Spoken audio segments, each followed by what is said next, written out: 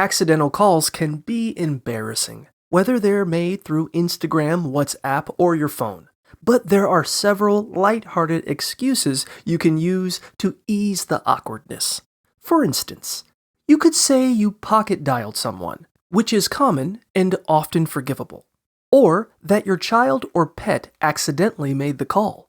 If you've recently gotten a new phone, mentioning that you're still figuring it out can also work, especially if you sound flustered.